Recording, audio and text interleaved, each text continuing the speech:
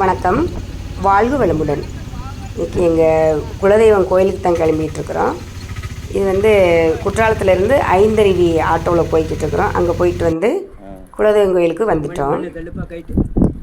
இது வந்து last year எடுத்த வீடியோ. தென்னங்கன்று நட்டு வைக்கிங்களா அப்படின்னு சொல்லி கேட்டாங்க. சரிங்கன்னு சொல்லி அப்புறம் தென்னங்கன்று நட்டு வச்சோம். அந்த வீடியோ தான் இது. இந்த வருஷம் அந்த தென்னங்கன்னை போய் பார்த்தோம், நல்லா வளர்ந்துருக்குது. தண்ணியெலாம் ஊற்றிட்டு சாமி கும்பிட்டு வந்தோம். கோயிலில் கூட்டம் ரொம்ப இருந்ததுனால வீடியோ அங்கே எடுக்கலை. இது வந்து லாஸ்ட் இயர் எடுத்த வீடியோ தான்.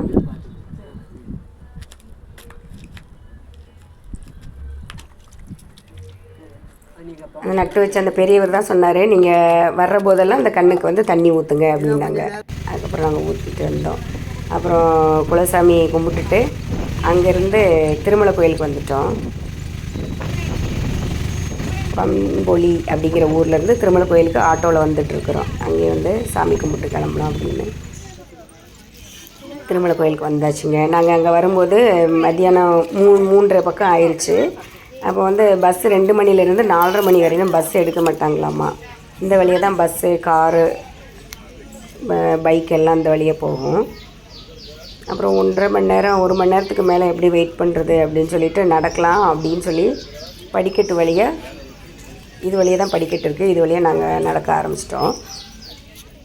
கொஞ்சம் தூரம் தான் வந்தோம். அப்படியே மூச்சு வாங்குது.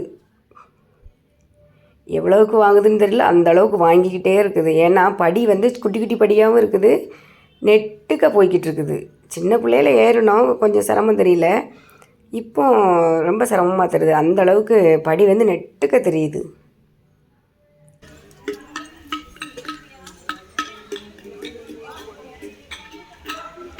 அப்படியே முருகா முருகான்னு சொல்லி ஏறியாச்சு. பாதி வழி ஏறி போய்கிட்டு இருந்தோம். அப்படியே கீழே பார்க்கும்போது பிளேஸு அவ்வளோ அழகாக இருந்துச்சு. அதாவது ஷூட்டிங் எடுக்கிறதுக்கு ஏற்ற ஏரியாவாக இருந்தது. அந்த அளவுக்கு எங்கே பார்த்தாலும் ஒரே க்ரீனிஸாக தான் இருந்தது. காலையில் விட்டாங்க 2 மணிக்கு மேலே தான் நிப்பாட்டினாங்க. சாப்பிட ரெஸ்ட் எடுக்க 4:30க்கு தான் வரும். 4 மணிக்காவது இவ்வளோ அழகாக இருக்குது பாருங்கள். இதில் பாதி வழியே மேலே ஏறிட்டு போயிட்டோம். அப்புறமா பார்க்கும்போது அங்கேருந்து படிக்கட்டில் இருந்து ரோட்டு வழியாக நடந்து வர்றதுக்கு இடம் இருந்துச்சு. அந்த கார், வேனு இதெல்லாம் போகிற பிளேஸ் வந்துச்சா, அந்த வழியை நடந்து வர ஆரம்பிச்சிட்டோம். அன்றைக்கி கிளைமேட்டு பாருங்கள் சூப்பராக இருந்துச்சு. வெயிலெலாம் இல்லை. 3:30 மணிக்கு 4 மணி பக்கம்தான். எப்படி இருக்குது பாருங்கள். நான் சொன்னேன் பார்த்தீங்களா, இந்த பிளேஸ் தான். படிக்கட்டு வழியாக பாதி வழியாக ஏறி போயிட்டுருக்கும்போதே இப்படி ரோடு வழியாக வரலாம். அந்த மாதிரி கேப் இருந்துச்சு கொஞ்சம்.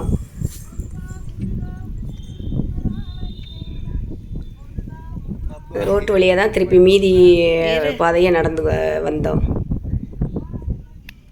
இங்கே இருக்குது பார்த்தீங்களா, படி பாருங்கள் எப்படி நெட்டுக்க போகுதுன்னு.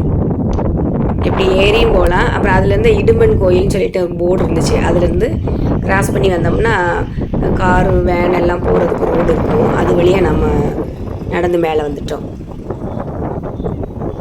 கரெக்டாக மேலே ஏறி நிற்கிறோம். கோயில் பஸ்ஸும் வருது.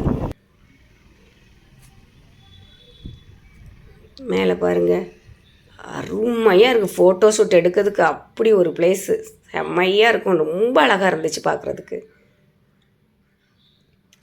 பிள்ளைய பசங்க வீடியோ எடுத்துகிட்டு ஃபோட்டோ எடுத்துகிட்டு அப்படியே வந்துட்டு இருந்தாங்க. இது மேலே படி ஏறி வரும்போது கோயிலுக்கு வர என்ட்ரன்ஸு. மேலேயே கடையெல்லாம் இருக்குது.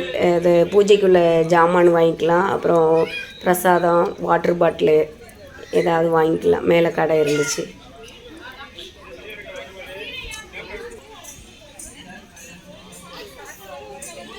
இது சுற்றுப்பிரகாரம் பார்த்தீங்களா. மேலேருந்து கீழே வியூ பார்க்குறதுக்கு எவ்வளோ அழகாக இருக்குன்னு பாருங்கள்.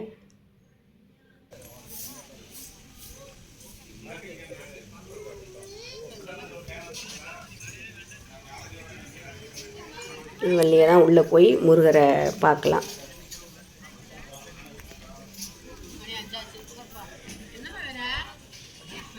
இது வழியாக தான் உள்ளே கோயிலுக்குள்ளே போகணும். இங்கேயே ஃபோனு, மொபைல் எல்லாமே வாங்கி வச்சுக்கிறாங்க.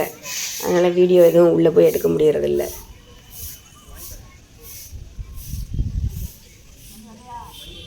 அங்கேயே குடிக்கிறதுக்கு ஆரோ வாட்டரும் வச்சுருக்காங்க. தண்ணி சும்மா டேஸ்ட்டு ரொம்ப நல்லா இருந்துச்சு. அப்புறம் சாமி கும்பிட்டு வெளியில் வந்துட்டோம். கார் பார்க்கிங் பக்கம் இந்த மாதிரி சிட் அவுட்டு மாதிரி கட்டி விட்ருக்காங்க. ரொம்ப அழகாக இருந்துச்சு. அங்கே உட்காந்து அப்படியே சுற்றி வேடிக்கை பார்க்குறதுக்கு டைம் பாஸு நல்லா ஆகும். டைம் போகிறதே தெரியல. அந்த அளவுக்கு கிளைமேட்டும் சூப்பராக இருந்துச்சு. பிளேஸும் ரொம்ப அழகாக இருந்தது. பாருங்கள் எப்படி இருக்குதுன்னு.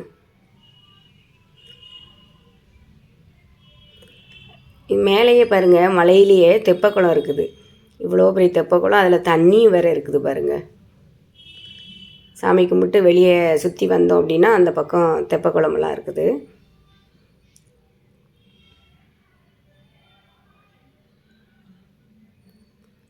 அங்கே பாருங்கள் ஓம் எழுத்து, அப்புறம் வேல், முருகரோட வாகனம், மயில், சர்ப்பம் எல்லாமே ஸ்டாச்சு மாதிரி கட்டி விட்ருக்காங்க. அழகாக இருக்குது.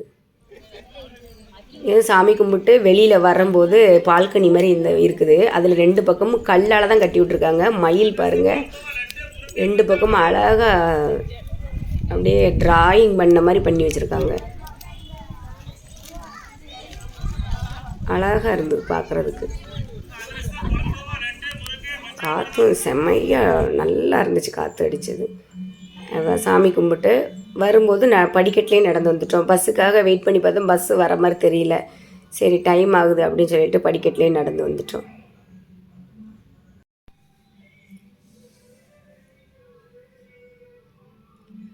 படி ஏறும்போது தான் கொஞ்சம் ரிஸ்க்காக இருந்த மாதிரி இருந்தது. இறங்கும்போது அவ்வளோவா ரொம்ப தெரியல. கொஞ்சம் கிடுகிடுன்னு கால் நடுக்கமாக தெரிஞ்சுது. அப்படியே இறங்கியாச்சு, பேசிக்கிட்டே இறங்கிட்டோம். ஃபஸ்ட்டு ஊர்லேருந்து ஈரோட்டிலேருந்து கிளம்பி குற்றாலம், ஐந்தருவியெல்லாம் போயிட்டு, அப்புறம் அங்கேருந்து குலசாமி கோயிலுக்கும் போயிட்டு, குலசாமி கோயிலேருந்து திருமலை கோயிலுக்கு வந்தோம். இப்போ திருமலை கோயில் சாமி கும்பிட்டாச்சு. இங்கேருந்து தென்காசி உலகம்மன் கோயிலுக்கு கிளம்பிகிட்ருக்குறோம்.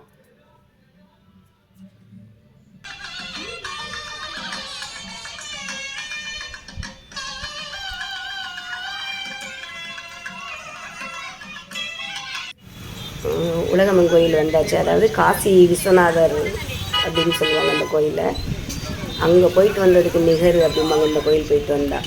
அங்கே வந்து இப்போ சமீபமாக கும்பாபிஷேகம் நடந்துச்சு. அதை நினச்சிட்டு அங்கேயும் முருகரை பார்த்தாச்சு. இங்கே வந்து ஐயனை பார்க்கலாம் அப்படின்ட்டு வந்தாச்சு. கோயில் இங்கே வந்தோன்னா அந்த கோயிலுக்குள்ளே மட்டும் அப்படி ஒரு காற்று. கோபுரத்து பக்கம் வந்தால் செம்மையாக இருக்கும். எப்போவுமே அந்த கோயில்கிட்ட அவ்வளோ காற்று அடிக்கும். அதுதான் ஏன்னு தெரியல, ரொம்ப நல்லாயிருக்கும். அப்படியே அப்பன் சிவன் ஐயாவும் கும்பிட்டு ஊருக்கு கிளம்பி வந்துட்டோம். நன்றி.